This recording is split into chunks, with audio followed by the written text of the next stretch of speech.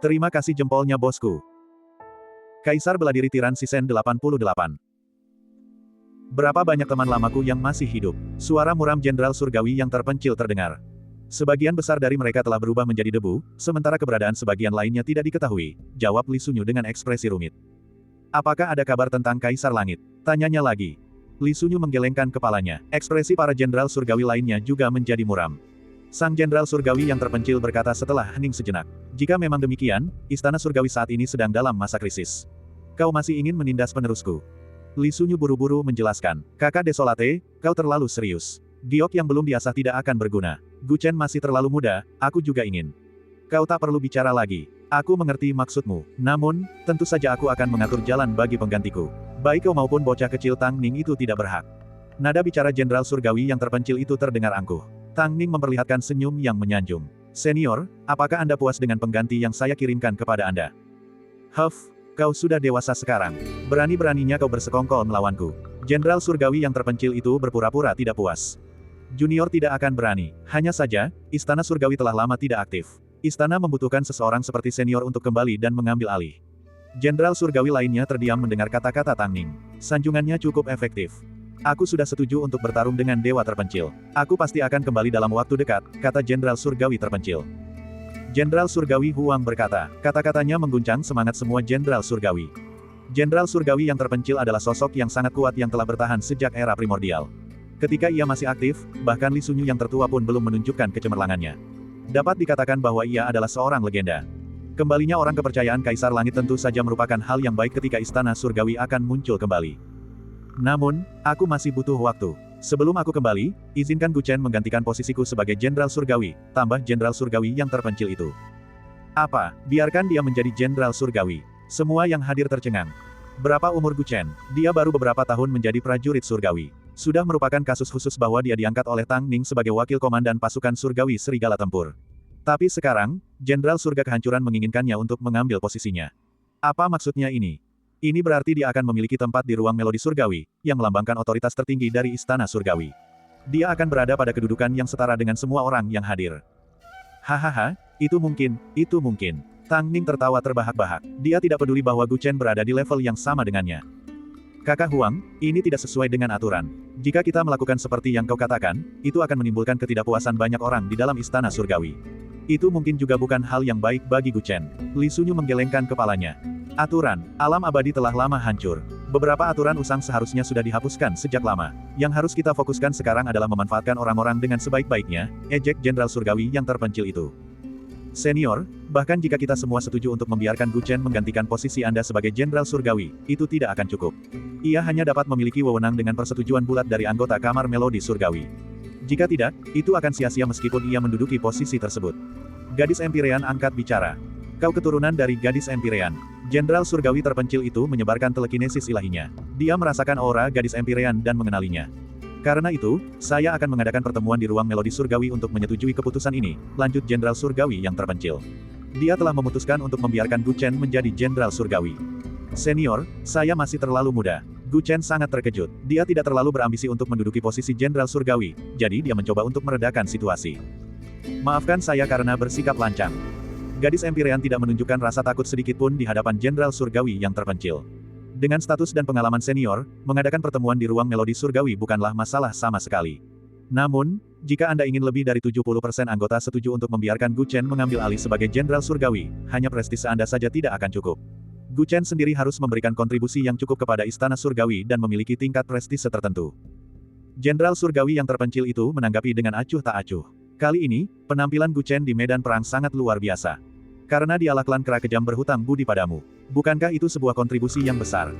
Benar, kali ini, dia memang tak terduga. Namun, bukan masalah besar jika klan kera kejam berhutang budi pada kita. Kecuali mereka bergabung dengan Istana Surgawi atau membentuk aliansi dengan kita, kontribusi ini masih belum cukup. Gadis Empirean tidak menyerah. Jika memang begitu, Gu Chen, pergilah ke planet leluhur klan kera kejam. Jenderal Surgawi yang terpencil itu tiba-tiba berkata. Mendengar itu, Gu Chen menunjukkan ekspresi terkejut. Latar belakang monyet kecil ini jauh melampaui imajinasimu. Jika kau ingin dia tetap di sisimu, kau harus melakukan perjalanan ke planet leluhur klan kera kejam. Izinkan saya mengatakan dengan jelas bahwa menjaganya tetap di sisimu sama sulitnya dengan membuat klan kera kejam membentuk aliansi dengan Istana Surgawi. Karena itu, lakukan ini juga selagi kau masih di sana. Saya yakin bahwa banyak dari pertanyaan Anda akan terjawab di planet leluhur klan Kera Kejam. Sang Jenderal Surgawi yang terpencil berkata dengan sungguh-sungguh. Jantung Gu Chen berdebar kencang saat ia menatap White Ape yang mengikutinya dari dekat. Mengapa White Ape kehilangan ingatannya tentang dirinya? Seperti apa masa lalunya? Semua hal ini membuat Gu Chen penasaran. White Ape enggan berpisah dengannya, dan Great Ape Immortal Venerable serta yang lainnya ingin membawanya pergi. Jika dia ingin tetap menjaganya di sisinya, mungkin dia hanya perlu melakukan perjalanan ke klan Kera Kejam. Gu Chen yakin bahwa Jenderal Surgawi yang terpencil tidak akan menyakitinya, jadi dia mengangguk. Baiklah, aku bersedia melakukan perjalanan ke klan Kera Kejam dan mencoba memenangkan aliansi mereka. Keenam Jenderal Surgawi terdiam ketika mendengar janji Gu Chen. Jika dia benar-benar bisa membuat klan Kera Kejam kembali, maka dengan kontribusinya yang besar dan rekomendasi dari Jenderal Surgawi terpencil, dia memang layak untuk mengadakan pertemuan di ruang musik surgawi. Baiklah, kalau begitu sudah diputuskan. Jika Gu Chen benar-benar bisa membuat klan Kera Kejam meninggalkan prasangka masa lalu mereka, maka kakak Huang dan aku akan merekomendasikannya untuk menjadi perwakilan Jenderal Surgawi terpencil. Li Sunyu mengambil keputusan akhir, dan yang lain tidak keberatan. Baiklah, aku yakin Gu Chen tidak akan mengecewakan kita. Kehendak ilahi Jenderal Surgawi yang terpencil perlahan menghilang, dan sebelum lenyap, ia berbicara dalam pikiran Gu Chen. Sekarang kamu hanya bisa mengandalkan dirimu sendiri. Jaga dirimu baik-baik. Senior, kapan Anda akan muncul? Gu Chen sedikit ragu. Jika bukan karena leluhur tanaman merambat, dia mungkin sudah mati di planet Dewa Terpencil. Dia hanya pernah bertemu dengannya sekali, tetapi dia sangat berhutang budi padanya. Sekarang, sebelum kehendak ilahi leluhur anggur lenyap, dia berjuang untuk mendapatkan kesempatan menjadi Jenderal Surgawi. Tidak perlu bertanya, saat waktunya tepat, kau dan aku akan bertemu lagi dengan sendirinya. Setelah Jenderal Surgawi yang terpencil selesai berbicara, tanda hijau di dahi Gu Chen menghilang sepenuhnya. Dia telah sepenuhnya menguasai warisan Jenderal Surgawi terpencil, sehingga tanda itu secara alami menghilang bersamaan dengan kehendak ilahinya. Karena sudah diputuskan, kau bisa pergi sekarang. Aku yakin semua orang di klan Kera Kejam sedang menunggumu. Li Sunyu menatap Gu Chen. Senior, masih ada sesuatu yang ingin saya tanyakan. Gu Chen pulih dari penyesalan atas kepergian leluhur tanaman merambat, dan matanya menjadi serius dan penuh perhatian. Apa yang ingin kau tanyakan? Li Sunyu mengangkat alisnya. Kerajaan Roh Murni. Bab 872. Gu Chen tahu bahwa inisiator perang ini adalah Kerajaan Roh Murni. Li Sunyu sebelumnya telah ditangkap oleh Qiongqi dan bahkan dikirim ke Bintang Dewa Liar, di mana dia hampir dijadikan tahanan. Meskipun dia berpura-pura seolah tidak terjadi apa-apa, Gu Chen tetap ingin mendapatkan informasi tentang Kerajaan Roh Murni darinya. Ketika Gu Chen menyebutkan Kerajaan Roh Murni, para Jenderal Surgawi sedikit terkejut, sementara Li Sunyu berkata tanpa ekspresi. Bisakah semuanya pergi dulu dan membiarkan Patua dan Gu Chen mengobrol berdua saja? Li Sunyu berkata demikian, dan para Jenderal Surgawi pun pergi. Hanya Tang Ning yang menatap mereka berdua dengan tatapan menggoda sebelum pergi. Setelah semua orang pergi, ekspresi Li Sunyu menjadi jauh lebih rileks. Saya harap Anda tidak akan menyebarkan berita tentang penangkapan orang tua itu. Gu Chen sedikit terkejut, jadi Li Sunyu berpura-pura tidak terjadi apa-apa karena ingin menyelamatkan muka. Dia bukanlah tipe orang yang suka membongkar kekurangan orang lain, tetapi karena Li Sunyu telah menyebutkannya, Su Mo pun menurutinya. Jika senior bisa menceritakan tentang Kerajaan Roh Murni kepadaku, tentu saja aku akan diam. Mata Li Sunyu membelalak. Dasar bocah, kau berani-beraninya mengancam Patua. Gu Chen tersenyum tetapi tidak mengatakan apapun. Dia sama sekali tidak takut. Li Sunyu menggelengkan kepalanya. Lupakan saja. Jika kau ingin tahu tentang orang tua itu, akan kukatakan padamu. Sebelumnya, lelaki tua ini secara tidak sengaja jatuh ke dalam jebakan wilayah iblis roh murni dan ditangkap oleh kelompok mereka. Awalnya mereka bermaksud mengirim orang tua itu ke bintang dewa di padang gurun sebagai sandera. Dengan cara ini, mereka dapat memastikan bahwa surga kuno akan bergabung dalam perang. Sepertinya kerajaan roh murni sangat bertekad untuk menimbulkan kekacauan di antara para abadi. Gu Chen bergumam. Pertama, mereka memasang jebakan untuk sekte dewa iblis tak terukur, klan dewa terpencil, dan klan kera hati untuk memulai perang. Tapi itu belum cukup, mereka masih ingin menyeret surga kuno ke dalam kehancuran bersama mereka. Ancient Heaven pernah menjadi pemimpin dunia abadi. Jika terseret ke dalam kekacauan ini, situasinya hanya akan semakin memburuk. Pria bertopi bambu itu tidak lagi melakukan penelitian di planet-planet kuno yang dihuni kehidupan. Sebaliknya, dia berusaha menimbulkan kekacauan di antara para immortal. Gu Chen tak kuasa memikirkan niatnya. Kerajaan roh murni selalu seperti ini. Selama bertahun-tahun, dimanapun anggota mereka muncul, pasti akan ada badai. Wajah Li Sunyu menjadi gelap. Seberapa banyak yang kau ketahui tentang kerajaan roh murni? Jantung Gu Chen berdebar kencang. Li Sunyu berkata dengan sungguh-sungguh. Kerajaan roh murni adalah kekuatan yang sangat misterius. Mereka mengklaim bahwa mereka tidak termasuk dalam jalan keabadian atau jalan ilahi. Untuk waktu yang lama, keberadaan kekuatan ini telah menjadi misteri. Mereka telah secara sendirian mengatur banyak gangguan di berbagai gugusan bintang. Tetapi setiap kali, mereka melakukannya dengan sempurna, sehingga menyulitkan pihak luar untuk mengetahui latar belakang mereka. Dikatakan bahwa kekuatan ini telah menyusup ke berbagai medan bintang di dunia abadi dan dunia dewa. Banyak anggota mereka berada di kekuatan-kekuatan utama.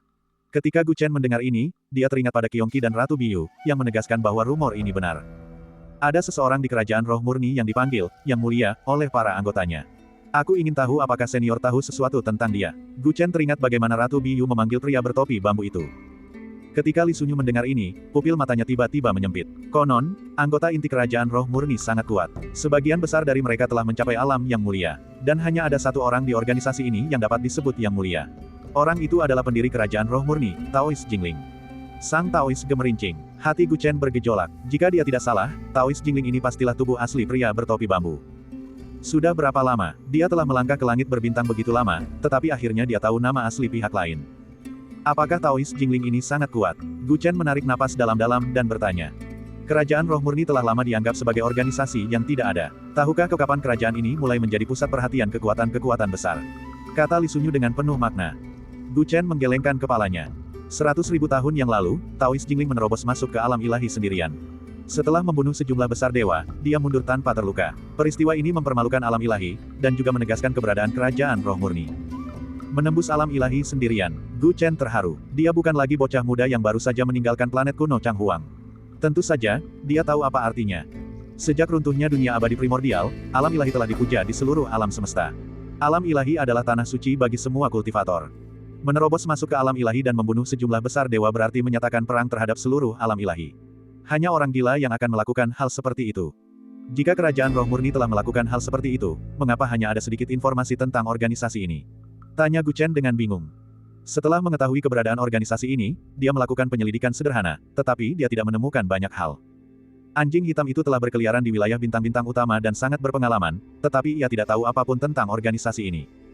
Taois Jingling memasuki alam ilahi tetapi mundur tanpa terluka. Hal ini membuat alam ilahi kehilangan muka, sehingga mereka memblokir berita tersebut dari luar. Hanya beberapa organisasi besar, seperti Pengadilan Surgawi, yang mengetahui hal itu. Selain itu, tujuan dan kepercayaan kerajaan roh murni membuat alam ilahi waspada, sehingga mereka tidak pernah menyebutkan organisasi ini. Namun, jejak organisasi ini masih dapat dilihat dari daftar eksekusi surgawi yang dikeluarkan oleh alam ilahi. Hal ini karena dalam daftar eksekusi surgawi yang dikeluarkan untuk seluruh alam semesta, Taois Jingling telah menduduki peringkat pertama selama 100.000 tahun. Peringkat pertama dalam daftar eksekusi surgawi alam ilahi. Gu Chen terharu. Dia ingat bahwa Tang Ning juga ada dalam daftar ini, dan dia hanya berada di peringkat ketiga. Dia tidak menyangka pria bertopi bambu itu adalah buronan nomor 1 di alam semesta. Tak heran dia pernah berkata bahwa selama Gu Chen melangkah ke angkasa, cepat atau lambat dia akan mengenal namanya. Meskipun ia berada di urutan pertama dalam daftar eksekusi surgawi, Taois Jingling tidak pernah menunjukkan wajahnya di hadapan orang banyak sejak ia melakukan aksinya 100.000 tahun yang lalu, sehingga ia menjadi legenda. Mengenai seperti apa penampilannya, rasnya, dan seberapa kuat dia, tidak ada yang bisa memastikan. Informasi tentang dirinya di daftar eksekusi surgawi bahkan lebih menyedihkan. Tidak berlebihan jika dikatakan bahwa itu seperti kabut. Gu Chen terdiam. Bahkan alam ilahi pun tidak bisa mendapatkan informasi lebih lanjut tentang pria bertopi bambu itu. Pihak lain telah menyembunyikan diri dengan sangat baik. Hanya itu yang aku tahu. Meskipun ada bayang-bayang wilayah iblis roh murni dalam masalah ini, toh tidak ada bukti. Jangan sembarangan menyebutkannya kepada orang lain di masa depan, ingat. Li Sunyu mengingatkannya karena pertimbangan yang tidak diketahui. Saya mengerti. Terima kasih atas informasinya, Pak. Setelah mendapatkan informasi yang diinginkannya, Gu Chen berbalik dan meninggalkan aula. Li Sunyu menatap sosok Gu Chen yang pergi dan merenung. Setelah sekian lama, dia menoleh dan melirik ke sisi aula, mendengus dingin. Setelah menguping begitu lama, dia harus keluar. Di bawah bayang-bayang aula, Tang Ning yang berpenampilan lusuh tiba-tiba keluar sambil tersenyum. Menguping percakapan orang lain bukanlah kebiasaan yang baik, kata Li Sunyu dengan acuh tak acuh. Bab 873. Kesalahan logika macam apa itu? Li Sunyu tidak tahu apakah harus tertawa atau menangis, tetapi ekspresinya dengan cepat berubah serius. Apakah kamu tahu mengapa orang tua itu memintamu untuk menguping? Mungkin, itu karena aku tampan. Tang Ning berpura-pura berpikir serius, lalu berkata. Wajah tua Li Sunyu tak kuasa menahan diri untuk tidak berkedut, menghentikan narsismenya. Orang tua itu ingin menanyakan sesuatu padamu, sebaiknya kau jawab dengan jujur. Silakan bertanya, Saudara Taois Li, kata Tang Ning sambil tersenyum. Keberadaan orang tua itu selalu dirahasiakan, hanya beberapa orang di Istana Surgawi yang mengetahui keberadaan orang tua itu. Kali ini, orang tua itu disergap dan ditangkap oleh orang-orang dari kerajaan roh murni, apakah kau yang memberitahu mereka? Mata Li Sunyu tiba-tiba menjadi tajam. Menurutmu kenapa itu aku, teman Li? Ekspresi Tang Ning tampak serius. Di antara para petinggi pengadilan surgawi, kau berada di faksi pro perang, sementara orang tua berada di faksi pro perdamaian. Pandangan kita bertentangan. Jika orang tua itu benar-benar ditangkap dan dibawa ke planet utama Dewa Alam Liar, maka pengadilan surgawi pasti akan bertindak. Bagaimanapun kau melihatnya, ini menguntungkan ambisimu. Analisis Li Sunyu. Saya mengerti, teman Li menilai dari sudut pandang penerima manfaat. Tang Ning mengangguk, sudut bibirnya sedikit melengkung membentuk senyum tipis. Tapi sekarang setelah kau memberitahuku ini, itu berarti kau sudah menyingkirkanku sebagai tersangka, kan? Seharusnya kau berterima kasih pada anak itu. Awalnya, Pak Tua akan menjadi orang pertama yang mencurigaimu, tetapi anak itu menyelamatkan Pak Tua, dan kau adalah orang yang merekomendasikannya. Ini tidak masuk akal, kata Li Sunyu. Anak itu sangat di luar dugaan, dia tumbuh sangat cepat. Wajah Tang Ning menunjukkan kebanggaan. Pengaruh kerajaan roh murni semakin besar, dan keributan yang mereka buat juga semakin besar. Saat ini, orang tua itu tidak yakin apakah ada mata-mata di antara para petinggi pengadilan surgawi, jadi dia membutuhkan bantuanmu, kata Li Sunyu dengan serius. Sepertinya aku satu-satunya orang yang dipercaya teman Li sekarang. Aku benar-benar merasa terhormat. Aku hanya tidak tahu keuntungan apa yang bisa kudapatkan setelah menemukan mata-mata untukmu. Tanya Tang Ning penuh harap. Sebagai jenderal surgawi dari Istana Surgawi, sudah menjadi tugasmu untuk menemukan mata-mata itu. Berani-beraninya kau bernegosiasi dengan orang tua itu. Li Sunyu sangat marah. Teman Li, kamu tidak perlu marah. Aku hanya ingin memastikan bahwa kamu benar-benar bertekad, jelas Tang Ning sambil tersenyum. Apa maksudmu? Li Sunyu berpura-pura tidak tahu. Kali ini, teman Li ditangkap oleh kerajaan roh murni dan untungnya berhasil melarikan diri. Sesuai dengan gaya Anda biasanya, Anda seharusnya tidak terlibat dalam perang ini, tetapi mengapa Anda mengumpulkan semua orang yang Anda bisa dalam waktu sesingkat mungkin dan muncul secara pribadi? Jika orang tua itu tidak muncul, kau akan mati, dan klan Kera Dalam akan sangat melemah. Lagi pula, anak itu telah menyelamatkan nyawa kakek. Jika kakek tidak menyelamatkannya, dia akan merasa bersalah, jelas Li Sunyu, matanya berbinar. Hehe, sejak kapan teman Li jadi orang yang tidak bisa membedakan antara urusan publik dan pribadi? Tang Ning berkata dengan sinis, teman Li selalu percaya bahwa ini adalah jebakan yang dibuat oleh kerajaan roh murni. Demi stabilitas Istana Surgawi, bahkan jika Gu Chen adalah penyelamatmu, bahkan jika orang-orang dari klan Kerabatin dan aku tidak dapat kembali, kau tetap harus memilih untuk berdiri dan menonton. Tapi sebenarnya, kau tahu ini jebakan, tapi kau tetap terlibat. Hanya ada satu alasan sebenarnya. Kau juga tidak tahan, kan? Li Sunyu mendengarkan dalam diam. Setelah runtuhnya dunia abadi primordial, Kaisar Langit wafat, dan para Kaisar Langit menghilang. Alam ilahi memanfaatkan kemunduran dunia surgawi untuk melancarkan pembantaian terhadap kekuatan-kekuatan utama dunia surgawi, yang menyebabkan kekacauan di dunia surgawi. Di tengah kekacauan itu, Jenderal Surgawi Men gugur dalam pertempuran, Jenderal Surgawi Huang terluka parah, dan banyak teman serta keluarga sahabat Li telah tiada. Dan setelah kekacauan itu berakhir, alam ilahi tidak menghentikan penganiayaan terhadap kekuatan-kekuatan asli dunia surgawi. Dalam jutaan tahun terakhir, berapa banyak kekuatan dunia surgawi yang telah dihancurkan. Sebagai seorang yang selamat dari era itu, teman Li mengetahui kekuatan alam ilahi, jadi dia memilih untuk membiarkan Istana Surgawi menyembunyikannya. Namun penderitaan bukanlah pengecut, melainkan menunggu waktu yang tepat. Aku yakin teman Li sudah tidak tahan lagi, kan? Kata-kata Tang Ning menyentuh hati Li Sunyu, menyebabkan ekspresinya berubah. Akhirnya, dia menghela napas panjang, dan matanya memerah. Orang tua itu tidak bisa lagi hanya duduk diam dan menyaksikan kekuatan-kekuatan dunia surgawi dihancurkan satu persatu. Sebagai putra Kaisar Surgawi, bagaimana mungkin orang tua itu tidak ingin membalas dendam? Dengan kata-kata teman Li, aku bisa tenang. Ekspresi Tang Ning juga menjadi sedikit muram, seolah-olah dia mengingat kembali kenangan sedih di masa lalu. Ketika kita menangkap mata-mata itu dan membersihkan Istana Surgawi sepenuhnya, orang tua itu tidak akan lagi memperpanjang keberadaan yang hina ini. Kata Li Sunyu dengan tegas. Jika kau ingin menangkap mata-mata itu, aku punya caranya. Sudut bibir Tang Ning sedikit melengkung. Ke arah mana? Mata Li Sunyu berbinar. Sebenarnya, tidak perlu membuang waktu untuk menangkapnya. Kita hanya perlu tetap berada di sisi Gu Chen, dan cepat atau lambat dia akan membongkar dirinya sendiri. Gu Chen, apa hubungannya ini dengan Gu Chen? Li Sunyu terkejut. Kali ini, kesengsaraan surgawi besar Gu Chen di bintang utama Dewa Gurun memicu munculnya gerbang peluruhan Dao. Berita ini akan segera menyebar ke semua wilayah bintang utama. Mau atau tidak, penerus klan tirani telah menjadi terkenal di semua wilayah bintang utama. Dan Taoist Jingling memiliki hubungan yang rumit dengan Gu Chen. Setelah mengetahui bahwa Gu Chen telah muncul, dia pasti akan menemukan cara untuk menemukannya. Sekarang Gu Chen berada di Istana Surgawi, cara tercepat untuk menemukannya adalah melalui mata-mata. Tang Ning mencibir. Bukankah ini terlalu berbahaya? Kehancuran klan tirani sangat disesalkan. Orang tua itu tidak ingin sesuatu terjadi pada penerus terakhir klan tirani. Li Sunyu mengerutkan kening. Dia tidak menyukai rencana Tang Ning. Ini adalah cara tercepat. Selama kita berhati-hati dan melindunginya secara diam-diam, tidak akan ada terlalu banyak kecelakaan. Apakah kamu sudah memberitahu Gu Chen tentang ini? Tentu saja tidak. Anak itu masih terlalu kurang berpengalaman dan akan mudah mempermalukan dirinya sendiri. Lagi pula, dia masih perlu berlatih. Jika dia tahu bahwa kita diam-diam melindunginya, dia tidak akan bisa berkembang dengan cepat tanpa tekanan dari musuh, jawab Tang Ning terus terang. Li Sunyu terdiam. Terkadang, dia benar-benar tidak mengerti apakah Tang Ning menghargai Gu Chen atau ingin membunuhnya. Kurasa suatu hari nanti kau akan dipukuli oleh anak itu, kata Li Sunyu setelah sekian lama. Gu Chen meninggalkan aula dan untuk sementara mengesampingkan masalah pria bertopi bambu. Dia menenangkan emosinya dan pergi menemui dua yang mulia abadi dari klan Kera Mental. Dia menyatakan tekadnya untuk tetap menjaga kera putih itu di sisinya dan mengatakan bahwa dia bersedia pergi ke planet leluhur klan Kera Mental untuk tujuan ini. Kedua dewa abadi itu awalnya merasa khawatir dengan penolakan leluhur kecil untuk kembali ke planet leluhur. Ketika mereka mendengar jawaban Gu Chen, mereka merasa gembira. Menurut mereka, ide Gu Chen hampir mustahil untuk diwujudkan. Namun, jika dia pergi ke planet leluhur, leluhur kecil tentu akan kembali bersamanya. Oleh karena itu, mereka tidak menolak dan langsung menyetujui permintaan Gu Chen. Bab 874. Di lintasan bintang yang tidak dikenal di wilayah bintang Sangsan, sebuah pesawat ruang angkasa melaju dengan kecepatan tetap. Gu Chen sedang duduk di ruangan terpisah di dalam pesawat ruang angkasa, berlatih kultivasi dengan tenang. Di sampingnya, kera putih tidur nyenyak. Sesekali ia bergumam dalam tidurnya dan mengeluarkan air liur, seolah-olah sedang memimpikannya sesuatu yang lesat.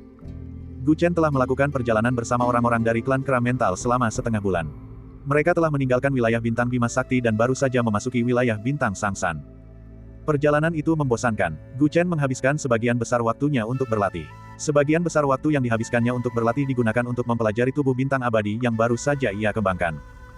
Dari luar, Gu Chen tampaknya tidak banyak berubah.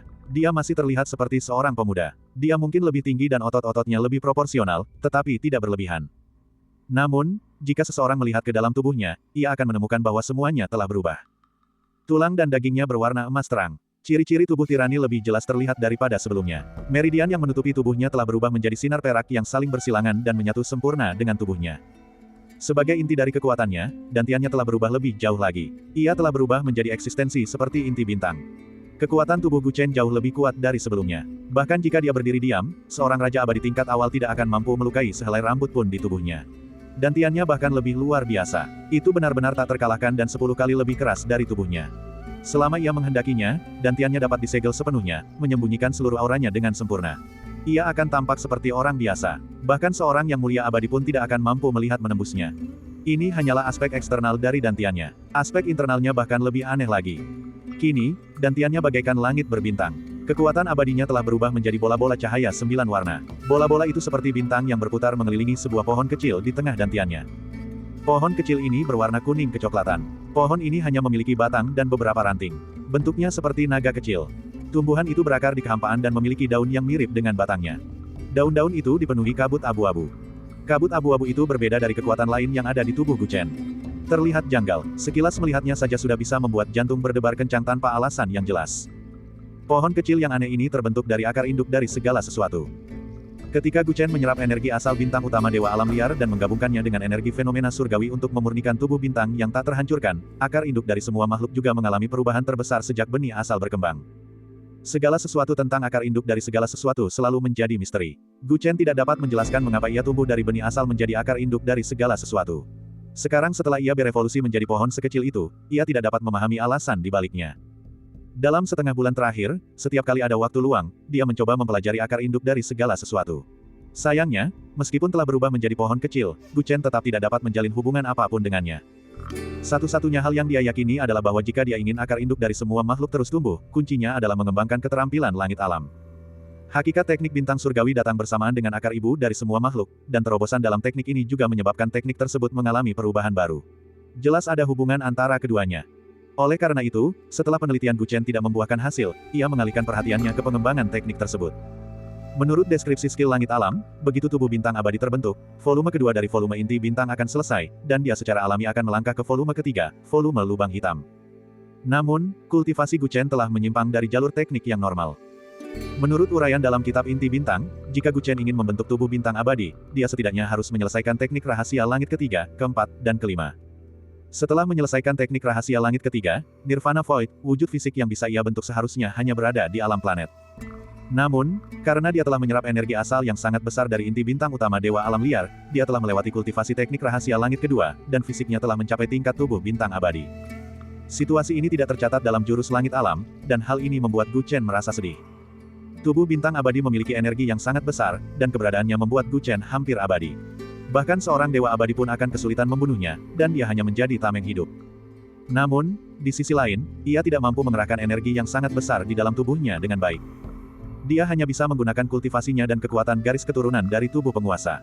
Adapun energi asal yang sangat besar di dalam tubuhnya, itu hanya akan muncul ketika dia terluka. Gu Chen memperkirakan bahwa jika dia mampu mengerahkan energi asal yang sangat besar di dalam tubuhnya, dia dapat dengan mudah membunuh seorang Immortal Lord tahap awal. Namun, karena sulit untuk mengerahkan energi asal yang sangat besar, kekuatannya setara dengan Raja Abadi tingkat puncak. Dia hanya bisa membunuh seorang penguasa abadi dalam pertarungan jarak dekat dan dalam beberapa situasi langka.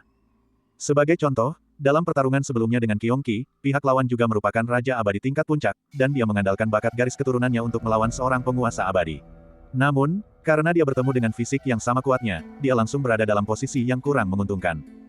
Namun, lawannya adalah Phoenix Api Tujuh Warna, yang merupakan dewa abadi sejati. Meskipun serangannya tidak dapat melukai fisik Gu Chen yang kuat, Gu Chen hanya dapat melukainya jika ia menyerang dengan seluruh kekuatannya. Ia dapat dengan mudah melarikan diri jika mau. Adapun lawan-lawannya, mereka menjadi makhluk-makhluk kuat dari klan Yi dan klan Emas. Peluangnya untuk menang bahkan lebih tipis. Jika Jenderal Surgawi Li tidak menghentikan pertempuran tepat waktu, Gu Chen tahu bahwa dia akan kalah.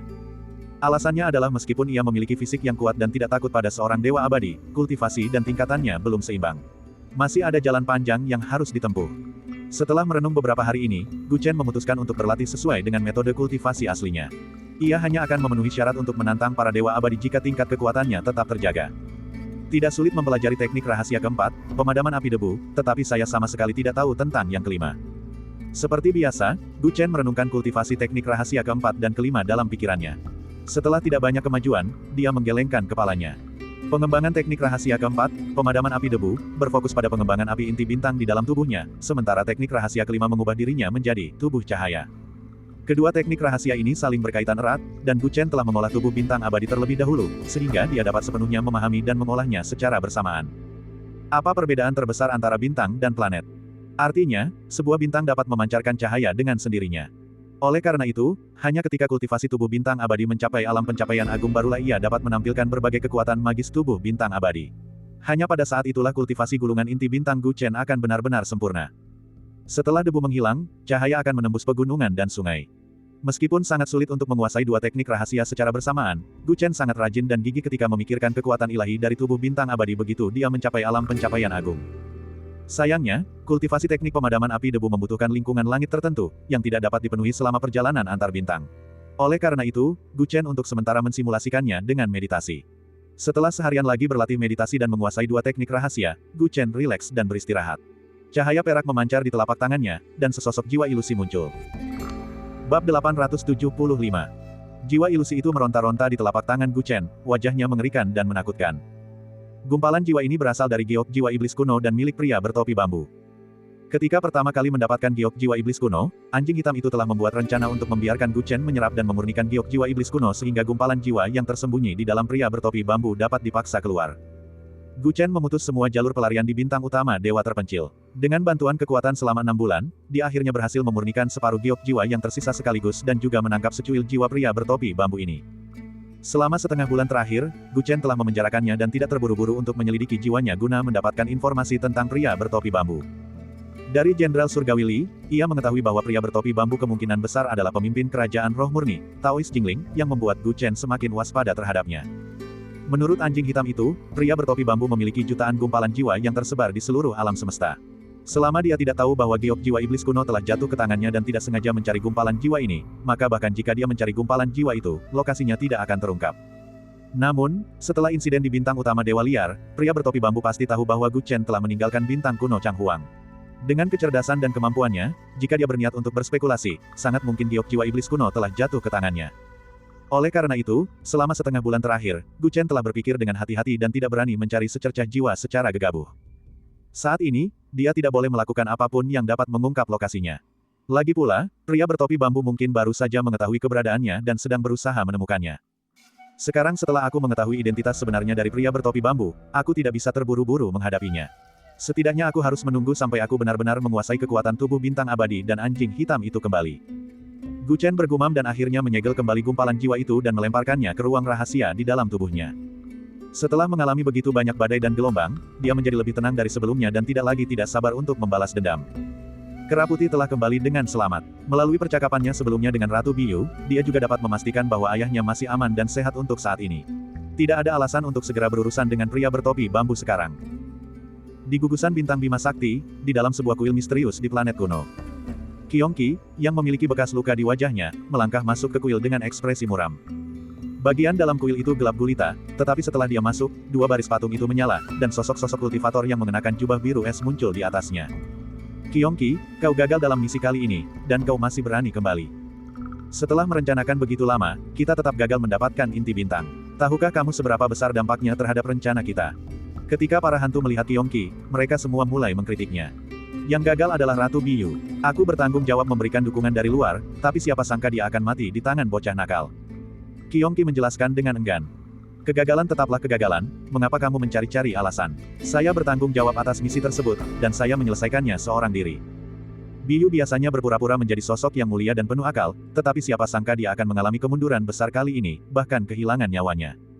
Karena kau sudah bertemu dengan bocah nakal itu, kenapa kau tidak membunuhnya dan mengambil kembali inti bintang? Saya dengar Anda mengalami kerugian akibat perbuatannya, benarkah itu? Jika memang demikian, maka Anda benar-benar telah kehilangan wajah kerajaan roh murni kita. Semua orang berbicara serentak, dan sebagian besar dari mereka mengejek dan mengolok-olok Kyongki. Wajah Kyongki memerah, dan tepat ketika dia hendak menjelaskan, tawa jahat terdengar dari gumpalan cahaya di tengah. Haha Jie, cukup, berhenti memarahinya. Akulah yang memintanya untuk mundur sementara. Melihat situasi di medan perang, bahkan jika dia tetap tinggal, dia tidak akan mampu mengambil inti bintang. Begitu suara itu terdengar, semua orang yang sedang berbicara langsung terdiam. Yang mulia, menurut rencana kami, inti bintang dewa penguasa yang terpencil itu adalah kunci yang sangat penting. Tanpa itu, bagaimana kami akan melanjutkan rencana kami? Anda harus tahu bahwa ini bukan inti bintang kuno biasa, dan menemukan yang kedua sama sulitnya dengan mendaki ke langit.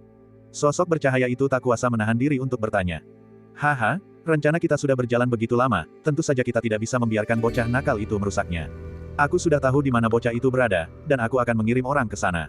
Meskipun inti bintang telah hilang, bocah itu masih di sini, dan dia masih bisa bertindak sebagai kunci, kata pria bertopi bambu dengan acuh tak acuh.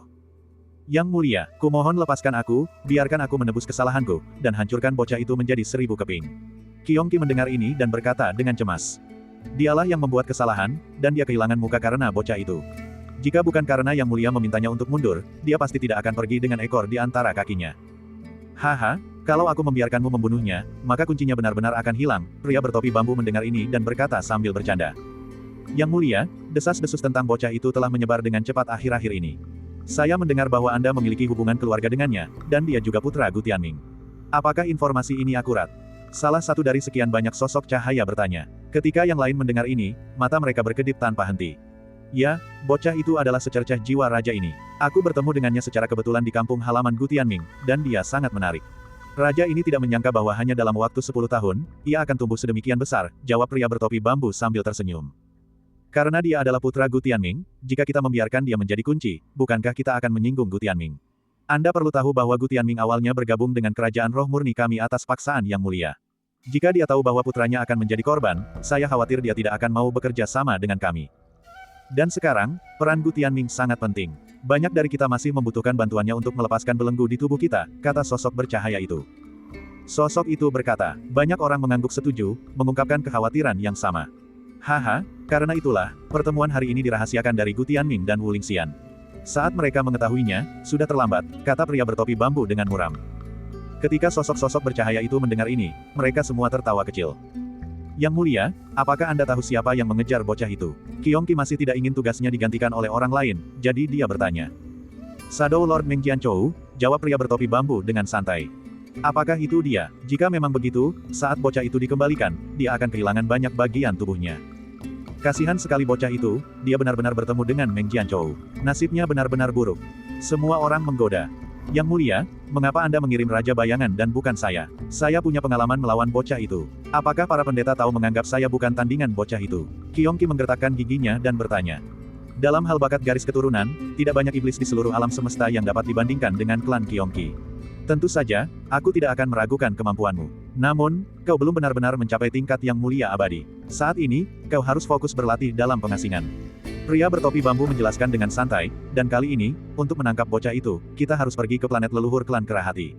Ada banyak ahli di sana, dan lingkungannya sangat istimewa. Orang yang lugas sepertimu tidak cocok untuk tugas ini. Secara keseluruhan, Shadow Lord adalah kandidat yang paling cocok. Dia dapat membantu kita merebut target dengan jumlah personel seminimal mungkin. Setelah mendengar penjelasan itu, Qiong Qi terdiam. Ia hanya bisa mengangguk. Aku mengerti. Aku akan mulai berlatih dalam pengasingan sekarang, dan berusaha untuk menembus level yang mulia abadi secepat mungkin. Ketika saat itu tiba, mari kita lihat siapa yang masih berani mempertanyakanku. Sambil berbicara, dia melirik sosok-sosok bercahaya itu dengan rasa tidak puas. Bab 876. Di medan bintang Sangshan, terdapat jalur bintang yang penuh dengan badai. Angin Australian ekstrim yang dapat memadamkan api kehidupan bertiup terus-menerus, sehingga tidak ada satupun planet kuno yang dihuni kehidupan di seluruh jalur bintang tersebut. Terkadang, orang bisa melihat planet mati. Karena angin Australian yang ekstrim, planet itu tertutup gletser, memperlihatkan keindahan yang berbeda. Di tengah lapisan badai yang tak berujung, sebuah pesawat ruang angkasa menerobos masuk ke tempat ini beberapa hari yang lalu dan dengan cerdik menghindari semua rute berbahaya, bola-balik antara pusat badai, hingga ke ujung jalur bintang yang tidak diketahui siapapun. Ketika suara angin di luar pesawat ruang angkasa akhirnya menghilang, sebuah planet biru raksasa pun terlihat. Ia berdiri sendirian di ujung jalur bintang. Di kehampaan di sekitarnya, sebenarnya ada 4 lubang besar. Seolah-olah langit telah tertembus, menyebabkan angin astral Taiyin yang tak terhitung jumlahnya berhembus melewatinya. Sebelum mereka dapat mendatangkan malapetaka pada planet yang indah itu, mereka semua telah menembus lubang-lubang tersebut. Gu Chen cukup terkejut saat pertama kali melihat fenomena astronomi yang aneh tersebut, sehingga ia tak kuasa untuk bertanya. Ia tak kuasa menahan diri untuk bertanya, para sesepuh, bagaimana klan Kera dalam bisa menemukan tempat seperti ini untuk menetap. Dewa Abadi Kera Agung dan Dewa Abadi Ahli Perang menunjukkan ekspresi bangga. Planet Kera tidak ditemukan, melainkan diciptakan oleh leluhur klan Kera dalam, kata Yang Mulia Abadi Kera Agung dengan bangga. Diciptakan, mata Gu Chen menyipit.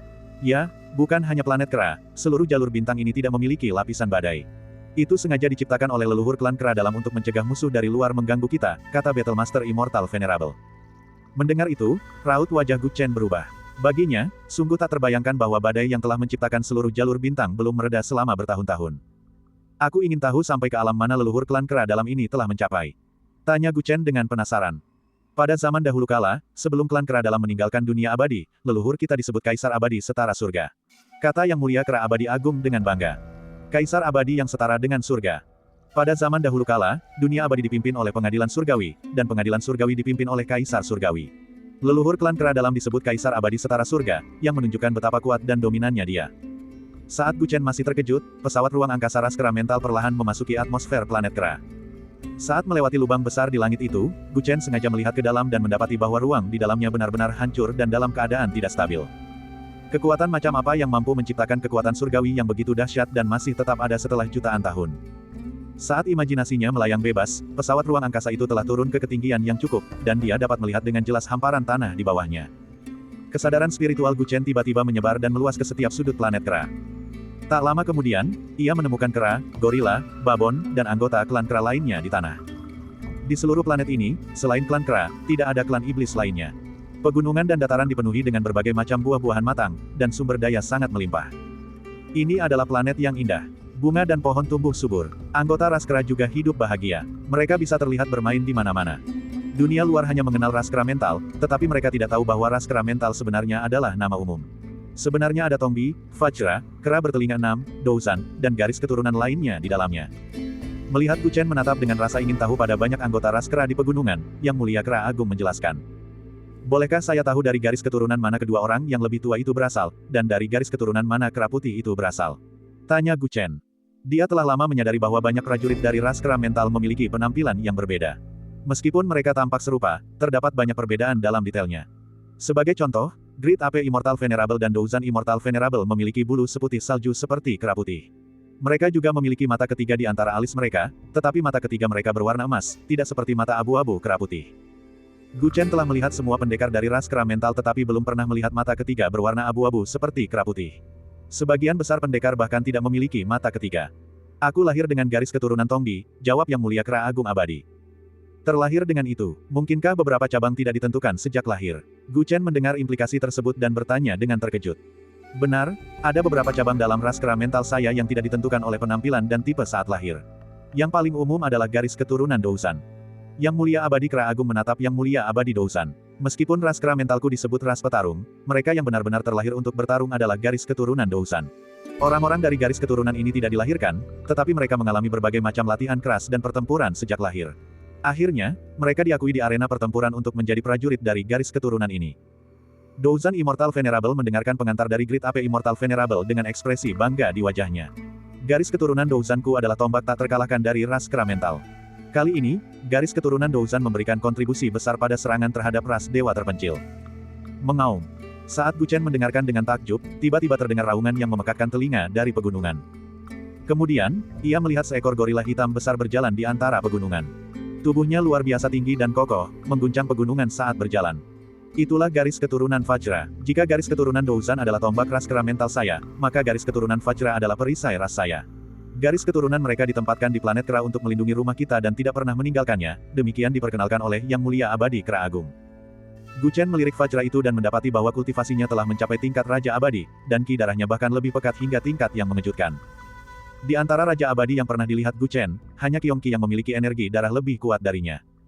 Dia segera menyadari bahwa pasukan ras kera mental yang menyerang ras dewa terpencil bukanlah keseluruhan warisan ras ini. Bagaimana dengan kera putih? Dia berasal dari garis keturunan yang mana? Tanya Gu Chen. Mendengar itu, kera putih, yang sedang berbaring di bahu Gu Chen, mengedipkan matanya dengan tatapan penuh harap. Ekspresi Yang Mulia Abadi Kera Agung menjadi hikmat dan penuh hormat. Nenek moyang kecil ini termasuk dalam garis keturunan paling langka di ras kita. Namanya kera mental. Alasan mengapa ras kera mental kita disebut ras kera mental adalah karena keberadaan garis keturunan ini. Leluhur kita, Kaisar Abadi Setara Surga, juga seorang kera mental. Oh, apa yang istimewa dari perlombaan kera mental ini? Gu Chen semakin penasaran. Kekuatan tempur garis keturunan Douzan sungguh luar biasa. Misalnya, Douzan Immortal Venerable sangat kuat dan menakutkan. Bahkan Aragami, yang telah hidup sejak zaman dahulu kala, menderita kekalahan di tangannya. Garis keturunan Douzan sangat kuat, dan garis keturunan lainnya memiliki kelebihannya masing-masing. Apa yang begitu kuat dari ras kera mental ini sehingga dapat dinamai berdasarkan keseluruhan ras tersebut?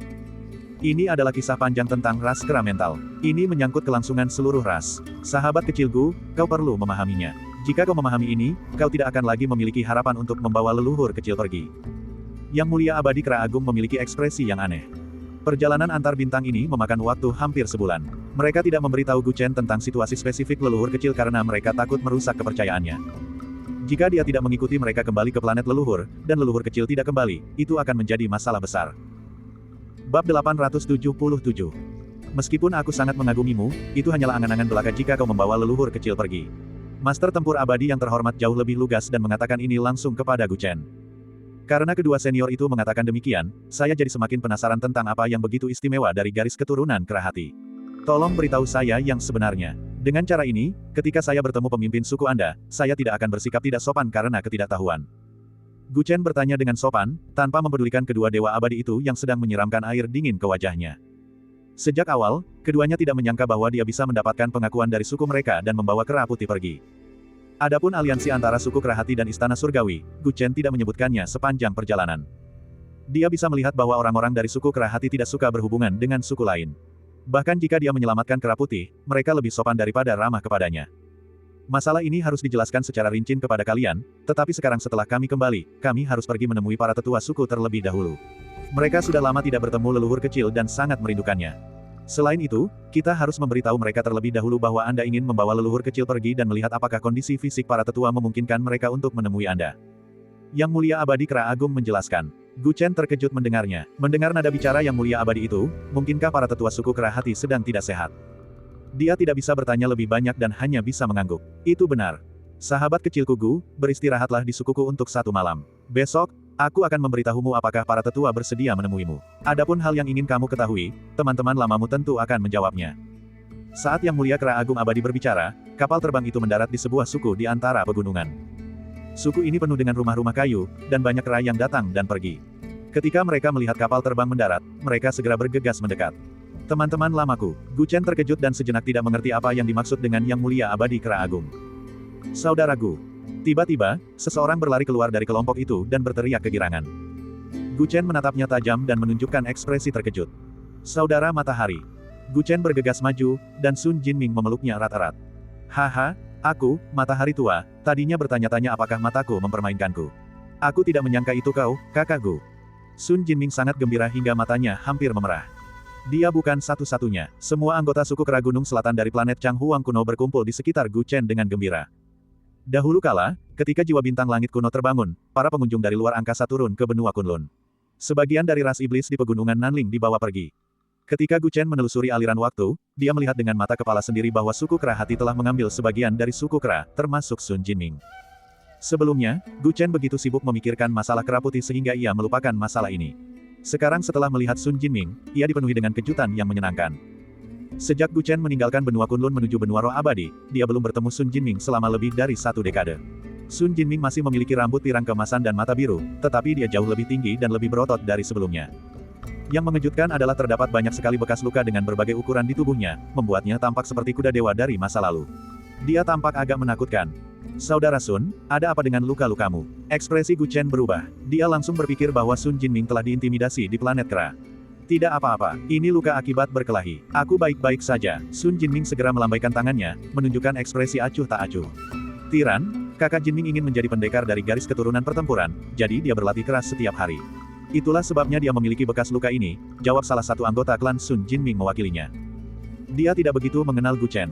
Ketika dia mengingat reputasi Gu Chen sebagai seorang tiran di planet berbintang langit kuno, dia berbicara dengan sangat sopan. Jadi begitulah keadaannya. Gu Chen tiba-tiba mengerti ketika mendengar itu. Mengingat sifat agresif Sun Jinming di Akademi Bela Diri Sejati, tidak mengherankan jika dia ingin menjadi seorang pendekar dari garis keturunan pertempuran. Selama teman-teman lamanya tidak diintimidasi di negeri asing, dia akan merasa tenang. Baiklah, kami tidak akan mengganggu kalian berdua yang sedang mengobrol. Yang Mulia Abadi Kera Agung berkata kepada Gu Chen sambil tersenyum. Kemudian, dia menatap kera putih dan berkata dengan nada yang hampir menyanjung. Nenek moyang kecil, ikutlah kembali bersama kami dulu, iya. Cicit, jawab kera putih dengan malas sambil tetap bertengger di bahu Gu Chen, seolah tak ingin bergerak.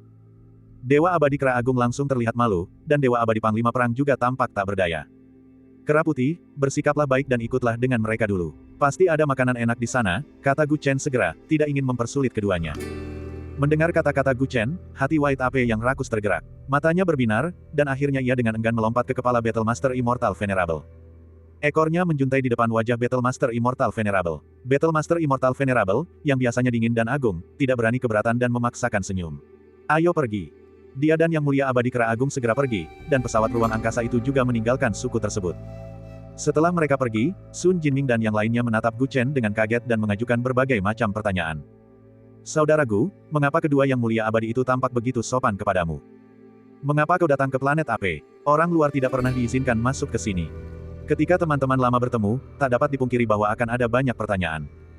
Kakak Sun, bukankah kau akan mengundangku ke rumahmu dulu? Kata Gu Chen sambil tersenyum. Barulah saat itu Sun Jinming teringat bagaimana memperlakukan tamu. Ia segera mengundang Gu Chen masuk ke rumahnya dan mengajukan banyak pertanyaan. Aku dengar kali ini pasukan ras kera hati pergi ke padang bintang Bima Sakti untuk menyerang ras dewa terpencil. Mengapa kau kembali, saudara Gu? Sun Jinming telah bermeditasi sepanjang tahun dan tidak memiliki status tinggi di ras kera hati. Karena itu, dia tidak tahu bahwa pasukan ras kera hati dikirim untuk menyelamatkan kera putih. Gu Chen menjelaskan dengan jujur apa yang terjadi. Ketika semua teman lama di Nanling mendengarnya, mereka tercengang. Saudara Gu, kau terlibat dalam perang sebesar itu dan bahkan menyelamatkan leluhur kecil. Mulut Sun Jinming ternganga lebar. Meskipun dia tidak mengetahui alasan spesifik pengerahan tentara, dia tahu betapa kuatnya para prajurit yang dikerahkan. Terutama Battlemaster Immortal Venerable, dialah orang yang paling dia puja di planet kera. Bahkan dia pun dikirim keluar. Hal itu menunjukkan betapa besarnya skala perang tersebut. Dia bahkan tidak memenuhi syarat untuk berpartisipasi dalam perang semacam itu, tetapi dia tidak menyangka bahwa Gu Chen tidak hanya berpartisipasi secara pribadi, tetapi juga memainkan peran yang sangat besar. Jika dia tidak melihat sendiri kedua Yang Mulia Abadi bersikap sangat sopan kepada Gu Chen, dia pasti akan curiga bahwa Gu Chen sedang membual. Saudara Gu, kau benar-benar monster. Sun Jinming baru bisa mengucapkan ini setelah sekian lama. Di benua Kunlun, kemajuan Gu Chen sudah jauh tertinggal. Sekarang mereka berada di alam semesta luas, jurang pemisah antara keduanya semakin besar. Ayo, mari kita bertarung selama 300 ronde. Dia bukanlah orang yang akan patah semangat karena hal ini. Sebaliknya, dia ingin bertarung dengan Gu Chen dan menggunakan kesempatan ini untuk membuat terobosan. Bab 878. Gu Chen menjelaskan kepada Sun Jinming mengapa ia datang ke planet kera. Sun Jinming terdiam. Saudara Gu, bukannya aku ingin mengecewakanmu, tapi aku khawatir kau tidak akan mampu membawa leluhur kecil pergi, katanya setelah sekian lama. Apa status kera putih dalam suku kera hati? Kenapa kalian semua memanggilnya leluhur kecil? Gumam Gu Chen. Meskipun dia terlihat sangat muda, dari segi usia, dia memang benar-benar leluhur kecil. Sun Jinming tersenyum getir, Saudara Gu, apakah kau ingat percakapan tentang asal-usul leluhur kecil ketika kau pergi ke Nanling lebih dari 1 dekade lalu? Gu Chen mengangguk, tentu saja. Saat itu, Gu Chen pergi ke Nanling untuk menumpas Huang Fuji, dengan maksud membentuk aliansi dengan ras peri Nanling. Pada saat yang sama, ia juga menyelidiki asal-usul kera putih. Secara kebetulan, ia memasuki tanah kuno Dewa Peri dan mengetahui bahwa 30.000 tahun yang lalu, para dewa telah turun ke benua Kunlun. Dewa peri yang diduga sebagai kera putih juga telah turun. Setelah itu, ia berbincang dengan Sun Jinming dan Imam Besar ras kera. Ia pun mengetahui asal-usul kera putih. Menurut Imam Besar, 30.000 tahun yang lalu, Dewa Peri telah keluar dari tanah kuno dan mencerahkan ras peri Nanling. Setelah itu, dia tiba-tiba menghilang. Sejak saat itu, desas-desus tentang kemunculan kera putih muncul dari waktu ke waktu. Namun, dia tidak ingat apapun tentang ras kera. Apakah kera putih adalah dewa peri atau keturunan dewa peri? Hal ini selalu menjadi misteri bagi ras peri Nanling. Gu Chen tidak pernah mendapatkan jawaban yang jelas. Setelah aku tiba di bintang kera, aku mempelajari seluk-beluk perjalanan leluhur kecil menuju bintang kuning gelap kuno. Aku juga memastikan bahwa leluhur kecil adalah dewa iblis pegunungan selatan. Sun Jinming menghela napas dan perlahan menjelaskan semua yang dia ketahui kepada Gu Chen. Ternyata, di era primordial, Kaisar Abadi Setara Surga adalah kera hati pertama. Rumor mengatakan bahwa dia seperti dua bersaudara dari ras Desolate, lahir dari kekacauan. Sejak lahir, ia sangat berbakat dan berada di puncak prestasi di bidangnya. Namun, ras kera tempat dia berada tidaklah sama. Di era primordial, ras kera adalah ras yang sangat lemah. Mereka bahkan tidak bisa dibandingkan dengan peri agung biasa, apalagi keempat binatang buas yang ganas itu. Kaisar Abadi Setara Surga merasa tidak puas dengan hal ini, sehingga ia mengumpulkan berbagai cabang suku kera dan mendirikan suku kera hati. Alasan mengapa ia menamakan suku itu suku kera hati adalah karena ia berharap suku kera tersebut dapat mencapai kebebasan abadi di dunia ini. Mereka akan dapat melakukan apapun yang mereka inginkan dan tidak dibatasi oleh dao surgawi atau kekuatan manusia manapun. Di bawah kepemimpinan Kaisar Abadi Setara Surga, klan kera hati berkembang pesat dan menjadi kekuatan yang sangat diperlukan di dunia abadi. Namun, karena beberapa masalah, Kaisar Surgawi yang setara dengan surga dan pengadilan surgawi di dunia surgawi berselisih. Sejak saat itu, ia menarik diri dari dunia surgawi dan mendirikan sektenya sendiri di planet kera. Setelah itu, terjadilah sesuatu yang mengejutkan seluruh alam semesta. Dunia surgawi runtuh, Tirk surgawi tewas dalam pertempuran, dan Kaisar Surgawi menghilang satu demi satu. Meskipun Kaisar Abadi Setara Surga telah meninggalkan dunia surgawi, dia masih merenungkan runtuhnya dunia surgawi, jadi dia pergi untuk menyelidiki. Siapa sangka bahwa setelah itu, Kaisar Abadi Setara Surga juga menghilang. Sebelum menghilang, ia tidak meninggalkan keturunan. Karena Kaisar Abadi Setara Surga tidak meninggalkan keturunan, mengapa garis keturunan kera hati masih ada? Gu Chen terkejut. Setelah Kaisar Abadi Setara Surga menghilang, konon suku kera hati menjadi tumpukan pasir yang tertiup angin. Selain itu, setelah Dewa Abadi Chaos muncul, alam ilahi menjadi kacau dan memburu pasukan dunia surgawi. Bahkan suku kera hati, yang telah menarik diri dari dunia surgawi, pun mengalami malapetaka yang tak terduga. Dapat dikatakan bahwa suku kera hati berada dalam situasi genting dan diambang kehancuran. Pada saat itu, di planet kera, sejumlah kecil anggota suku kera hati mengalami perubahan. Pertama, bulu mereka berubah menjadi putih seperti bulu Kaisar Abadi Setara Surga. Setelah itu, mata mereka berubah menjadi keemasan dan mata ketiga tumbuh di dahi mereka. Sepertinya Kaisar Abadi telah memberkati mereka. 5 anggota suku kera hati berubah menjadi suku kera hati. Meskipun yang lebih lemah tidak berubah menjadi suku kera hati, mereka tetap memiliki beberapa aura mistis dari suku kera hati. Saat itulah garis keturunan pertempuran lahir. Garis keturunan lainnya, seperti garis keturunan Tongbi, garis keturunan bertelinga 6, dan garis keturunan Vajra, juga mengalami penguatan garis keturunan. Di bawah keajaiban seperti itu, suku kera hati, yang telah kehilangan Kaisar Abadi Setara Surga, selamat dari kekacauan Dewa Abadi dan menjadi ras petarung terkenal di berbagai wilayah bintang. Saat Gu Chen mendengarkan kata-kata Sun Jinming, dia sangat terkejut. Ternyata hal seperti itu benar-benar ada di dunia ini. Jika transformasi suku kera hati benar-benar merupakan berkah dari Kaisar Abadi Setara Surga, maka tingkat kultivasinya pasti telah mencapai level yang sama sekali tak terbayangkan baginya. Sejak awal transformasi suku kera hati, jumlah kera hati selalu dipertahankan pada angka 5. Jumlahnya tidak bertambah atau berkurang. Mereka adalah pemimpin suku yang diakui secara publik dan terkait dengan naik turunnya seluruh suku. Kami menyebut mereka 5 leluhur. Metode kultivasi 5 leluhur sangat aneh. Setelah mereka berubah menjadi suku kera hati, mereka akan dengan cepat mencapai puncak dan menjadi pemimpin suku. Namun setelah itu, mereka akan tersian siklus reinkarnasi yang aneh. Reinkarnasi, Gu Chen termenung. Benar sekali, setelah 5 leluhur mencapai puncak tingkat kultivasi mereka, mereka tidak dapat lagi menembus tingkatan selanjutnya dan akan memasuki siklus reinkarnasi. Mereka akan mengalami 4 tahap, masa kanak-kanak, pertumbuhan, masa puncak, dan masa tua. Begitu mereka memasuki siklus reinkarnasi, mereka akan melupakan ingatan mereka sebelumnya. Seolah-olah mereka telah bereinkarnasi. Proses reinkarnasi sangat berbahaya, tetapi jika mereka mampu melewatinya, mereka akan menjadi lebih kuat lagi ketika mencapai puncak kembali. Bagaimana jika mereka tidak bisa bertahan? Mata Gu Chen berkedip. Jika mereka tidak bisa bertahan, konon mereka akan mati. Seekor kera hati baru akan lahir di planet kera dan menjadi salah satu dari 5 leluhur baru. Saat Sun Jinming mengatakan itu, Gu Chen menarik napas dalam-dalam. Dia akhirnya mengerti, kera putih itu memang dewa iblis dari 30.000 tahun yang lalu. Hanya saja, ia telah memasuki siklus reinkarnasi. Gu Chen teringat bahwa kera putih itu telah melupakannya. Mungkinkah kera itu telah memasuki siklus reinkarnasi yang baru? Metode kultivasi kera hati terlalu aneh. Itu setara dengan reinkarnasi demi reinkarnasi. Itu belum pernah terjadi sebelumnya. Saudaraku, aku sudah banyak bicara. Kau seharusnya sudah mengerti pentingnya leluhur kecil ini sekarang, kan? Konon, jika kera hati mati di luar planet kera hati baru tidak dapat lahir di planet kera. Dan kelima leluhur sangatlah penting. Konon, bahkan jika seluruh suku mati, itu tidak masalah. Selama kelima leluhur masih hidup, suku kera hati tidak akan pernah binasa. Ada sebuah pepatah yang mengatakan bahwa 5 leluhur adalah pewaris kehendak kaisar abadi setara surga. Ketika mereka berkumpul, suatu hari nanti, mereka akan menjadi kaisar abadi setara surga. Banyak orang di suku kera hati mempercayai hal ini karena kelima leluhur semuanya memiliki mata kekacauan awal. Dan kaisar abadi setara surga lahir dari kekacauan awal tersebut. Setelah Sun Jinming selesai berbicara, Gu Chen terdiam. Dia sudah mengetahui asal-usul kera putih itu. Ternyata itu lebih penting dari yang dia bayangkan. Sebagai salah satu dari 5 leluhur, ia saat ini berada dalam siklus reinkarnasi. Jika ia pergi bersamanya dan mati di luar, itu akan menjadi kehilangan yang tak tertahankan bagi suku kera hati. Bab 879. Gu Chen tanpa sadar mengusap alisnya, merasa ragu-ragu. Tidak heran jika kedua yang mulia abadi itu berbicara dengan begitu percaya diri. Dari sudut pandang mereka, tidak ada ruang untuk negosiasi. Masalah ini tidak mudah diselesaikan. Kurasa kakakku belum bisa menemukan solusinya sekarang. Istirahatlah dengan nyaman di tempatku malam ini. Kita bersaudara sudah tidak bertemu lebih dari 10 tahun. Kita tidak akan pulang sampai kita mabuk malam ini. Sun Jinming tertawa terbahak-bahak ketika melihat Gu Chen mengerutkan kening. Gu Chen mengangguk. Bertemu teman-teman lama di alam semesta memang layak dirayakan dengan minum sepuasnya. Malam itu, Gu Chen tinggal di suku tersebut, minum dengan riang bersama banyak anggota suku kera dari bintang kuning langit kuno. Setelah meninggalkan kampung halaman mereka selama lebih dari 10 tahun, Sun Jinming dan yang lainnya semakin merindukan kampung halaman mereka. Mereka terus bertanya kepada Gu Chen tentang benua Kunlun. Pikiran Gu Chen juga bergejolak. Ia memikirkan keluarga dan teman-temannya yang jauh. Waktu berlalu begitu cepat. Dalam sekejap mata, hampir 9 tahun telah berlalu sejak ia meninggalkan bintang kuning langit kuno. Semua orang mabuk dan membicarakan masa lalu. Baru kemudian mereka menyadari bahwa masa-masa kejayaan masa muda telah berakhir. Tanpa disadari, banyak di antara mereka meneteskan air mata. Malam itu, Gu Chen tidak berlatih.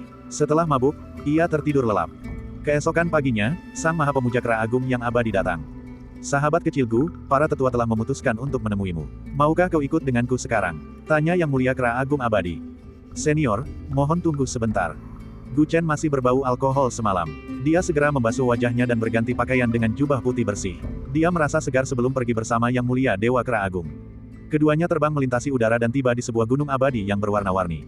Di gunung itu terdapat mata air spiritual dan air terjun. Pemandangannya sangat indah. Sang pemuja abadi Kera Agung mendarat di depan air terjun yang megah.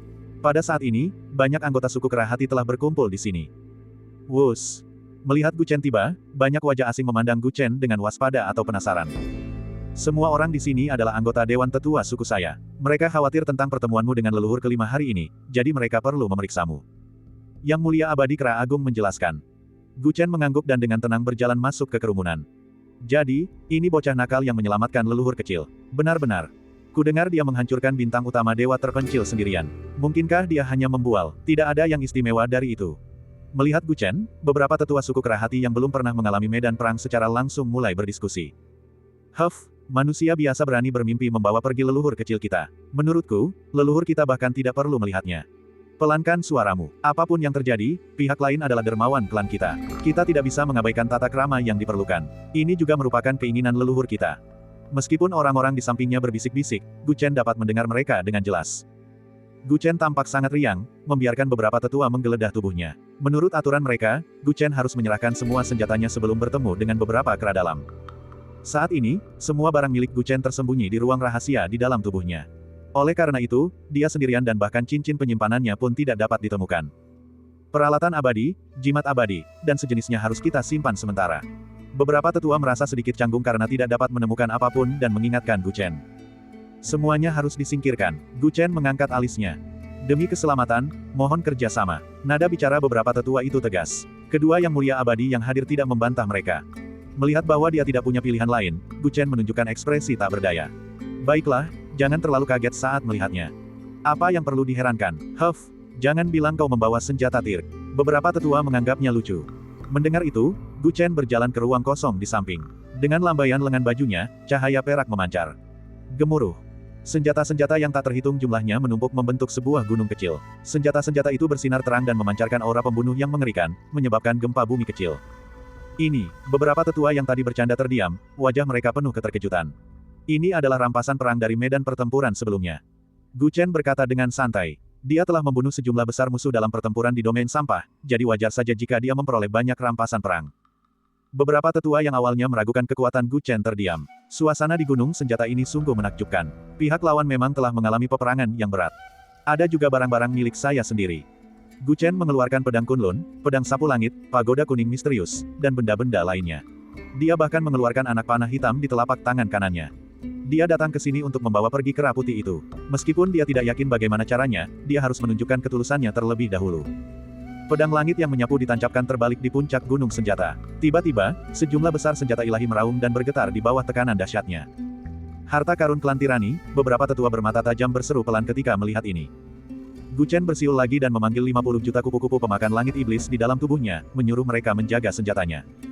Melihat 50 juta kupu-kupu pemakan langit iblis, beberapa tetua klan Kera hati gemetar. Apakah ini serangga pemakan langit iblis yang telah punah? Ya Tuhan, mereka benar-benar telah berevolusi hingga tahap keluar dari kepompong dan menjadi kupu-kupu. Seorang tetua yang bijaksana mengenali kupu-kupu pemakan langit iblis dan tanpa sadar berteriak. Ekspresi orang lain juga berubah ketika mereka mendengar ini. Serangga pemakan langit iblis dapat terus berevolusi dengan memangsa spesies lain. Secara teori, mereka memiliki potensi tak terbatas dan pernah menjadi serangga ganas yang terkenal di alam semesta. Gu Chen tidak hanya membesarkan sejumlah besar dari mereka, tetapi mereka juga telah mencapai tahap kupu-kupu iblis yang sepenuhnya matang. Orang bisa membayangkan kekuatan penghancur yang mereka miliki. Dengan kupu-kupu iblis ini saja, dia tidak lagi takut pada para ahli di bawah alam yang mulia abadi. Anak ini benar-benar punya banyak trik jitu. Tak heran dia bisa membalikkan keadaan melawan Wilderness Godstar. Dia berbeda dari yang kubayangkan sebagai penerus klan tirani. Pengetahuannya terlalu beragam. Semua orang memandang Gu Chen dengan lebih banyak rasa hormat di mata mereka. Selesai, kata Gu Chen sambil menyerahkan semua barang tersebut. Sudah selesai, silakan masuk. Para tetua memberi jalan kepadanya, memperlihatkan air terjun besar di hadapan mereka. Mau kemana? Gu Chen terkejut. Di balik air terjun ini terdapat gua kera dalam, yang merupakan kediaman leluhur kelima. Mari kita pergi. Sang Dewa Abadi Kera Agung memimpin dan terbang menuju air terjun, lalu menghilang. Gu Chen mengikuti dari dekat. Setelah menerobos air terjun, dia menemukan bahwa memang ada dunia baru di dalamnya. Gua kera bagian dalam terasa hangat dan kering. Begitu Gu Chen melangkah masuk, dia mendengar suara lembut memanggilnya. Cicit-cicit. Kera putih itu berlari mendekat dan dengan gembira menerjang ke pelukan Gu Chen. Gu Chen tersenyum dan mengusap kepalanya. Saat itu, dia mendengar batuk kecil. Atas nama kami berempat, saya ingin mengucapkan terima kasih kepada sahabat kecil Gu karena telah menyelamatkan nyawa leluhur kelima. Mendengar suara itu, Gu Chen tak kuasa menahan diri untuk melihat ke dalam gua. Di dalam sarang hangat di depannya, terdapat 3 telur raksasa berwarna-warni, dan di sampingnya ada seekor kera tua. Rambutnya hampir semuanya rontok, dan giginya hilang sebagian besar. Ia tampak tak bernyawa dan lesu. Yang berbicara adalah kera tua itu. Ketika Gu Chen melihat ini, wajahnya penuh dengan keterkejutan. Aura yang dipancarkan oleh telur-telur raksasa berwarna-warni itu sangat familiar. Jelas sekali aura itu berasal dari sumber yang sama dengan cangkang telur yang dilihatnya di kedalaman tanah kuno Dewa Iblis. Bab 880. Keempat hal yang disebutkan oleh monyet tua itu termasuk dirinya sendiri dan 3 telur raksasa berwarna-warni. Gu Chen sangat terkejut. Dia tidak menyangka keempat kera dalam lainnya bersikap seperti ini. Tidak heran jika para tetua suku kera dalam memintanya untuk menyerahkan senjatanya.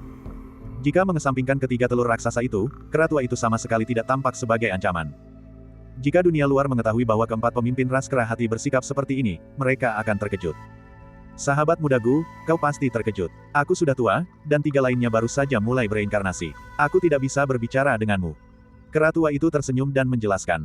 Wajahnya tampak seperti kulit jeruk. Saya merasa tersanjung karena Anda bersedia menemui saya. Hati Gu Chen terasa dingin dan dia berkata dengan tulus. Ini pasti rahasia besar ras kera hati. Pemimpin mereka sangat lemah sehingga dia tidak mau bertemu orang luar. Dari situ, ras kera hati sangat berterima kasih kepadanya karena telah menyelamatkan mereka. Jika tidak, mereka tidak akan seperti ini. Sahabat muda Gu, kau terlalu baik. Aku sudah mendengar tentangmu dan si 5 tua. Terima kasih telah merawatnya selama bertahun-tahun ini. Monyet makaka tua itu menghela napas dengan tatapan nostalgia di matanya. Old Five selalu menjadi yang paling berbakat di antara kami berlima, tetapi dia juga yang paling gelisah. Dari sini, dia sangat mirip dengan leluhur kita, Kaisar Agung Surga. 30.000 tahun yang lalu, si 5 tua baru saja memasuki usia tuanya, tetapi karena suatu alasan, dia bersikeras untuk keluar. Kami sudah terbiasa dengan kegelisahannya, jadi kami membiarkannya saja. Siapa sangka dia tidak akan kembali. Dia telah berkeliaran di luar selama bertahun-tahun dan baru saja kembali. Saat Gu Chen mendengarkan cerita kera tua itu, dia memikirkan akar ibu dari semua makhluk di dantiannya. Dahulu kala, sekelompok makhluk abadi datang ke planet kuno Changhuang untuk mencari akar ibu dari semua makhluk. Secara logis, kera putih seharusnya juga datang untuk tujuan itu. Namun, menurut keterangan kera tua itu, mereka tidak mengetahui alasan pastinya. Kera putih telah bereinkarnasi countless kali dalam 30.000 tahun terakhir dan telah kehilangan ingatannya. Tampaknya apa yang terjadi saat itu ditakdirkan untuk menjadi misteri yang tak terpecahkan. Sahabat mudaku, aku tahu permintaanmu untuk datang ke planet kera. Aku harus meminta maaf kepadamu.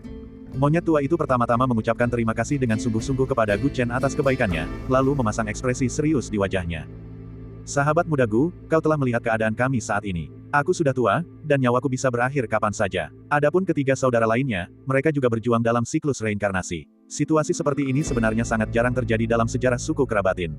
4 dari 5 kerabatin berada dalam bahaya pada saat yang bersamaan. Jika terjadi sesuatu yang tidak diinginkan, suku kerabatin kita akan menderita kerugian besar. Meskipun si lima tua masih dalam wujud mudanya, dia baru saja selamat dari siklus reinkarnasi yang berbahaya.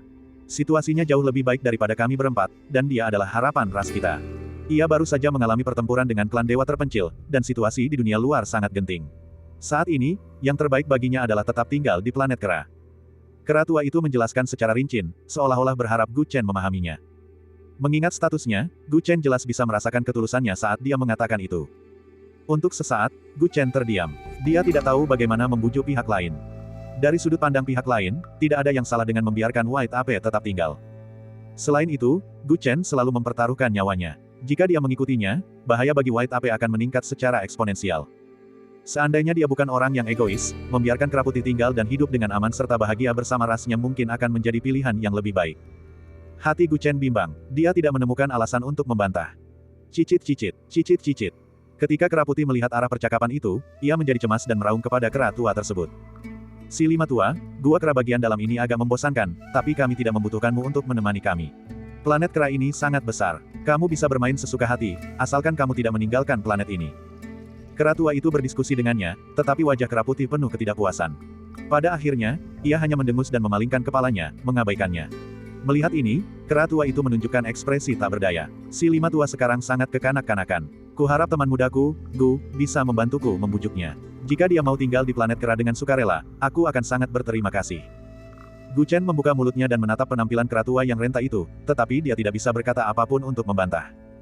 Kera putih memikul tanggung jawab atas naik turunnya rasnya. Entah itu untuk dirinya sendiri atau seluruh suku kera dalam, tetap bertahan tampaknya adalah pilihan terbaik.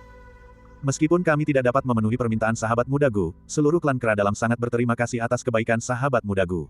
Setelah beberapa diskusi, kami telah memutuskan untuk membuat pengecualian dan mengizinkanmu memasuki puncak kesetaraan surga, kata tetua kera. Ketika Gu Chen mendengar ini, dia tidak bertanya di mana puncak kesetaraan surga berada. Dia hanya menggelengkan kepalanya. Senior, Anda terlalu sopan. Saya tidak menyelamatkan kera putih untuk mendapatkan hadiah dari suku kera dalam. Saya hanya menyelamatkannya karena persahabatan kita. Jika saya menerima hadiah ucapan terima kasih ini hari ini, maka semuanya akan berubah. Teman mudaku, jangan terburu-buru menolak. Kau masih belum tahu tempat seperti apa puncak kesetaraan surga itu. Puncak kesetaraan surga adalah tempat leluhur kita. Sebelum si kera tua selesai bicara, Gu Chen menyela. Senior, tidak perlu berkata apa-apa lagi. Saya sudah mengambil keputusan. Saya tidak akan menerima hadiah ini.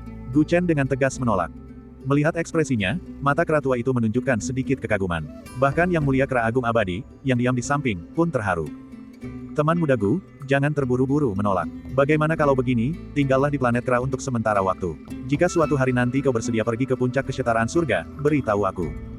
Gu Chen tidak menginginkan hadiah dari suku kera dalam, tetapi dia tidak menemukan alasan untuk mengambil kera putih. Karena itu, dia memikirkannya dan mengangguk setuju. Kemudian dia meninggalkan gua kera dalam. Kera putih mengikutinya tanpa ragu-ragu. Yang Mulia Abadi Kera Agung menghela napas sambil memperhatikan. Nenek moyang, sepertinya akan sangat sulit untuk membuat nenek moyang kecil tetap patuh di planet kera. Matanya penuh kekhawatiran. Ada banyak hal mencurigakan dalam perang dengan suku dewa terpencil. Seseorang jelas-jelas berusaha menciptakan kekacauan dewa abadi kedua. Namun, pada saat kritis ini, leluhur kecil bertindak seperti ini. Kupikir Gu Chen datang ke planet kera untuk membawa pergi si tua kelima di permukaan, tetapi sebenarnya, dia ingin memfasilitasi aliansi kita dengan istana surgawi. Tetapi aku tidak menyangka, kata kera tua itu dengan sungguh-sungguh. Aku tidak menyangka dia akan begitu setia dan benar-benar memperlakukan leluhur kecil sebagai anggota keluarga. Yang Mulia Abadi Kera Agung melanjutkan ucapannya dengan ekspresi yang rumit. Suku kerabatin kita jarang memiliki hubungan seperti ini dengan orang luar. Situasi seperti yang dialami Old Fifth bahkan lebih langka lagi. Andai saja dia menerima hadiah kami, maka, kami tidak akan merasa bersalah jika kami bersikap keras. Tapi memang dia orang seperti itu, desak kera tua itu.